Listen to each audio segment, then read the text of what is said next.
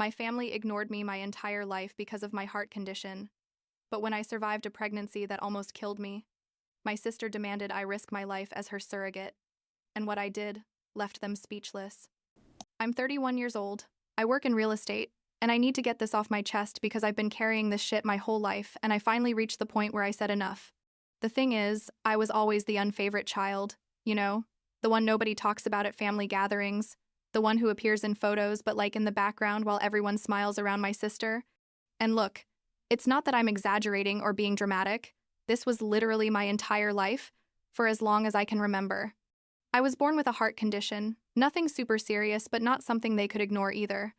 I mean, I had to go to constant checkups when I was little, medications, all that stuff. And my sister, Christine, who's 2 years older than me, was born perfect, like a commercial baby, without any health problems. And from that moment, my parents decided she was the star of the show and I was basically the extra who cost money. Christine could do whatever she wanted. Literally, whatever. And my parents would applaud her. She'd get good grades and it was like she'd won the Nobel Prize. I'd get the same grades or better. And it was like, oh, that's nice, Melissa. Now go to your room because Christine needs help with her science project. You know what I mean?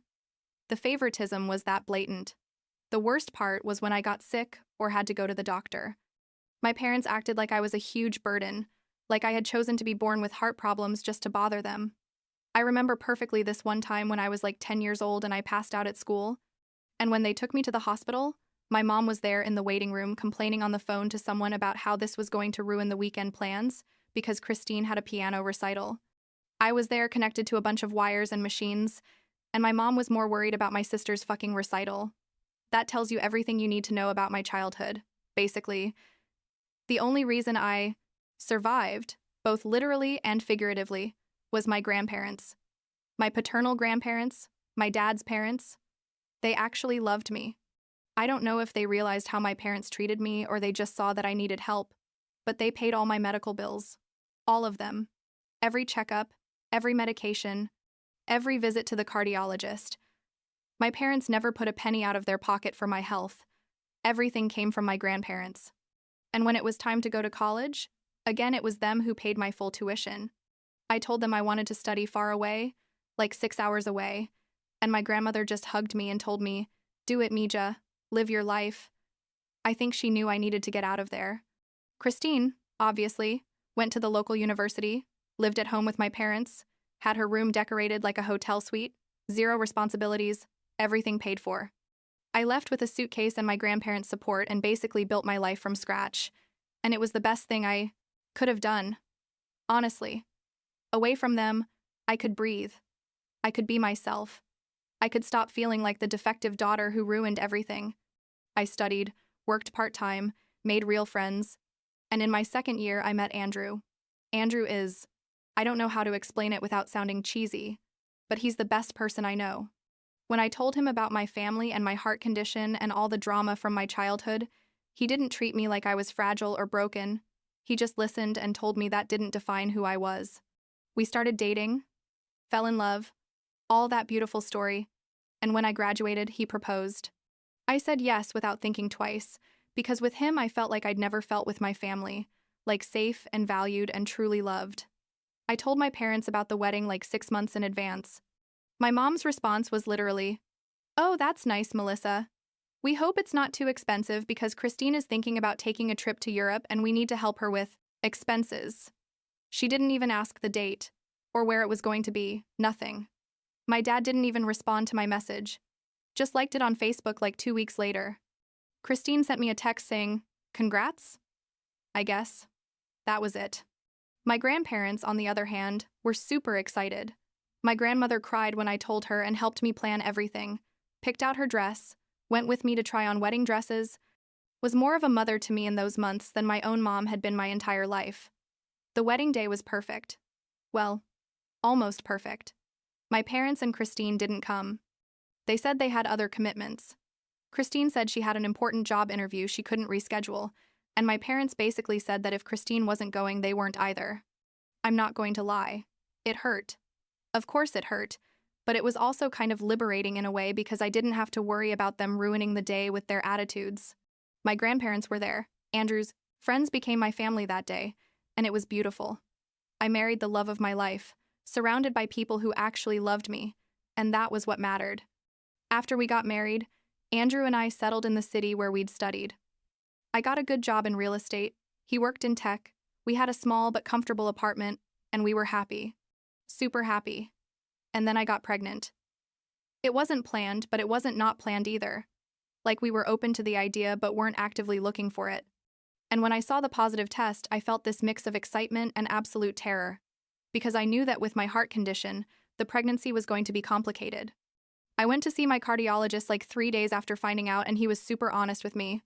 He told me that technically I could have the pregnancy, but it was going to be high risk, very high risk, that I had to be constantly monitored, that there were real possibilities my heart wouldn't handle the stress of pregnancy and delivery.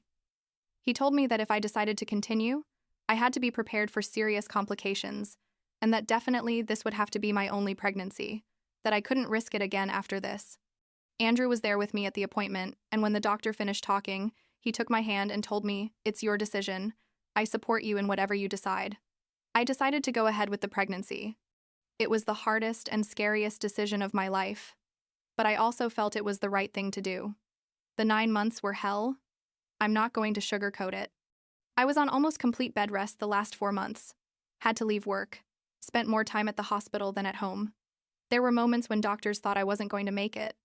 But I did. My son was born by emergency C-section at 37 weeks. I ended up in intensive care for 3 days after delivery because my heart was failing. But we both survived. My baby was healthy, perfect, and I was alive. It was miraculous. Honestly, my grandparents came to meet their great-grandson, stayed with us for like 2 weeks, helping with everything. My parents sent flowers to the hospital with a card that said, "Congratulations." They didn't even come to meet their grandson in person. Christine sent a text saying congrats. That was it. But I didn't care as much as before. Like I had accepted that was my family reality, and I had built my own family with Andrew, and now with my son. When my son was like 6 months old, my grandfather started getting sick. Nothing related to the heart like me. He had problems with his lungs. He'd smoked his whole life, and it was finally catching up with him. My grandmother called me crying, telling me the doctors had given him maybe 2 years if he was lucky. Andrew and I talked and decided to move back to my hometown to be close to them, to help my grandmother take care of my grandfather, because after everything they'd done for me, it was the least I could do. We moved when my son was 8 months old.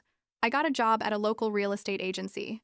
Andrew started working remotely, and we settled into a house like 15 minutes from my grandparents. And this is where things get weird. Suddenly, after years of basically ignoring me, my family started contacting me. My mom would call to see how we were doing. My dad would show up at the house with gifts for my son. Christine would text me asking if I wanted to meet up for coffee.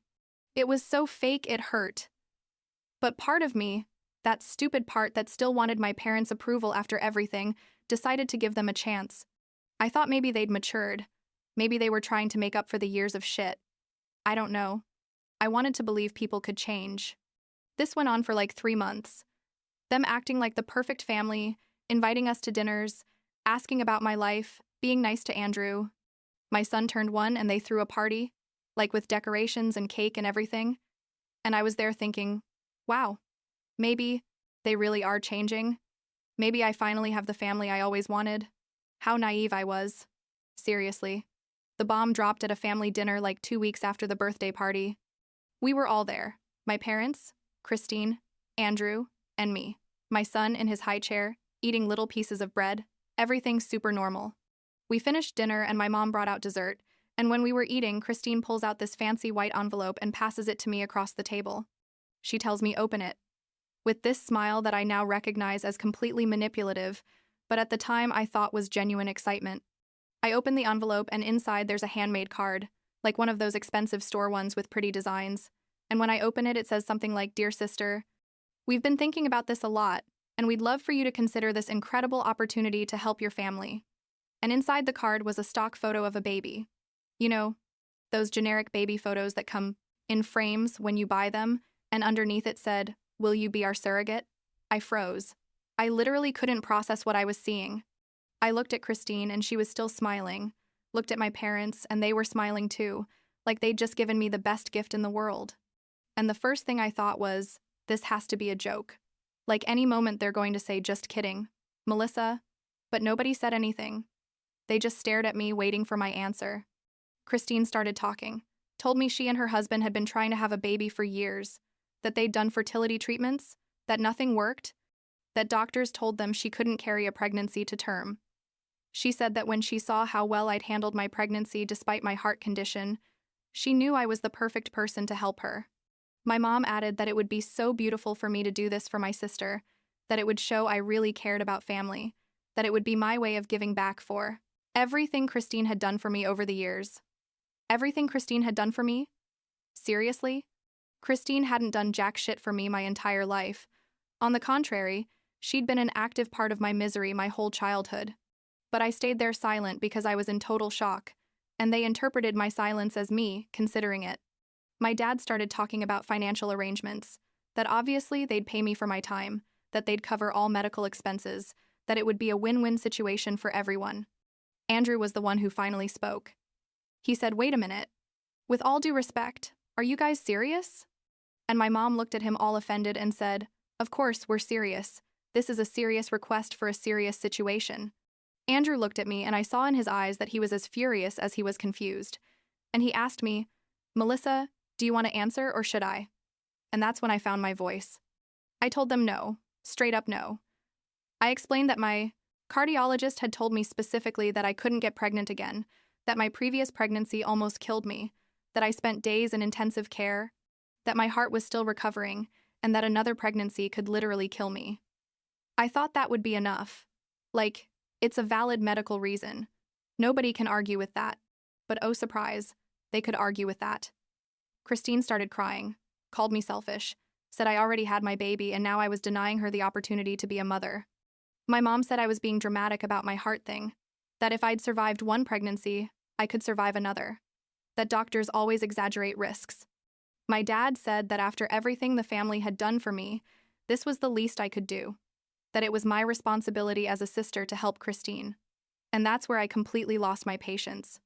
I told them that the family hadn't done anything for me, that everything in my life had been paid for and supported by my grandparents, not them, that they'd ignored and belittled me my whole life, and now suddenly they needed me, and that's why they were acting like they cared. I told them I wasn't going to risk my life, wasn't going to leave my son without a mother, wasn't going to leave my husband a widower. Also, Christine could have a baby when there are literally hundreds of other options like adoption or surrogacy with someone who isn't going to die trying. Christine screamed that adoption wasn't the same, that she wanted a baby that was her blood, that I was the only option. My mom said I was being incredibly selfish and cruel. My dad said he was disappointed in me, that he'd raised a daughter who had no compassion for her own sister. Andrew stood up from the table and told me, "Let's go." And I grabbed my son from the high chair and we walked out of that house while my family screamed after us. In the car on the way home, I just cried, like I couldn't stop crying. And Andrew drove in silence, but I could see he was processing everything that had just happened. When we got home and put the baby to bed, we sat in the living room and he hugged me and said, "I can't believe that's your family. I can't believe they treated you like that your whole life." And I told him, I know. And for the first time in a long time, I felt like someone really saw me and understood me. I thought that would be the end of it, that after that explosion, they'd let it go. But no. My mom called me the next day. I was at work and saw her number, and I should have not answered. But I did. She told me she wanted us to meet for coffee, that we needed to talk calmly without the emotions from the night before. I agreed to see her. I don't know why. Maybe I still had that stupid hope she was going to apologize. We met at a Starbucks near my office. My mom arrived with a serious face, ordered her coffee, sat across from me, and started with the emotional speech about how Christine is devastated, how this is her dream, of being a mother, how I'm her only hope. I told her again no, that my answer was no, and it was going to keep being no. She changed tactics and started with the money thing, told me they'd pay me a ridiculous amount, like the equivalent of 2 years of my salary, that this could change my life, that I could use it for my son's future. I told her no amount of money was worth my life, and she had the nerve to tell me, "You're exaggerating. Doctors always scare people, but you're young and strong and you can do this." I asked her if she'd be willing to risk her life for Christine, and she went quiet. And I said, "Exactly. You wouldn't do it, but you expect me to." I got up and left my coffee half finished and walked out before she could continue with her manipulation. The next few days were a nightmare. Christine sent me messages every day, long texts about how she'd always wanted to be a mother, about how it wasn't fair that I had a son and she didn't, about how if I really loved her, I'd do this for her. My dad sent me shorter but equally manipulative messages, like, "Have you thought things over?" or "Your sister needs you," or "I can't believe you're so selfish." I blocked Christine after like the fifth message, but kept getting my dad's. My grandmother, bless her, called to warn me that my parents were talking about taking legal action, like suing us or something. It wasn't clear what exactly, but they were looking for ways to force me to do this. Andrew and I immediately got a lawyer, told him the whole situation, and the lawyer told us legally they couldn't force me to be a surrogate. That was absurd. But that it was good we were taking precautions because desperate people do crazy things. The lawyer helped us draft a document making it clear that I had no intention of being a surrogate for my sister, that any additional contact attempts about this subject would be considered harassment, and that any unfounded legal action would be met with a countersuit. We sent it to my parents and Christine by certified email, super official and serious. My dad's response was a text that said, "We are deeply disappointed in you. We never thought our daughter would be so cruel." That was the last communication I had with them. I blocked their numbers, blocked them on social media, basically cut them out of my life completely. Andrew supported me fully, told me I'd made the right decision, that my life and health were most important, that our son needed me alive. My grandparents also supported me. My grandmother told me she was proud of me for setting boundaries, that I'd been very brave. Now it's been like 6 months since all that. My son is a year and a half old. He's growing up beautiful and healthy, and I'm here alive to watch him grow. Christine apparently is looking for a professional surrogate. I heard through my grandmother they found someone, but it's super expensive, and my parents are having to pay for everything. Part of me feels guilty, like that annoying. A little voice in my head that says maybe you should have helped.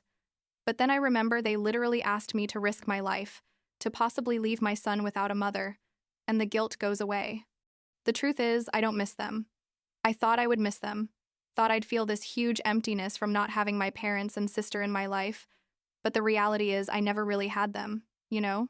My whole life I was the backup daughter, the one who only mattered when they could get something from me. And I finally realized I'm better off without that. I have Andrew. I have my son. I have my grandparents who are the only blood family who've ever really loved me. And that's enough. More than enough. My son is learning to talk now, says mama and dada and some other words. And every time he calls me mama, I feel this immense gratitude for being here to hear it. If I'd agreed to be a surrogate for Christine, maybe I wouldn't be here. Maybe my son would be growing up without his mom. And for what? So Christine could have the baby she wants? So my parents could keep treating me like I only existed to serve their favorite daughter? I don't know if I'll ever reconcile with them. Honestly, I don't think I want to. They've shown who they really are, and I've finally accepted that I can't change them and can't make them love me the way I always wanted them to love me. The only thing I can do is live my life, take care of my real family, and let go of the weight of trying to earn the love of people who were never willing to give it to me without conditions. Last week, my son and I were at the park. He was playing on the swings and laughing in that way little kids laugh when they're genuinely happy. And I was there watching him, and I thought this is what matters. Not the expectations of people who never valued me. Not the drama of a family that only wants me when they can use me. Just this moment here with my son. And it was the first time in a long time that I felt completely at peace with my decisions. I'm alive. My son has his mom. And that's all I need.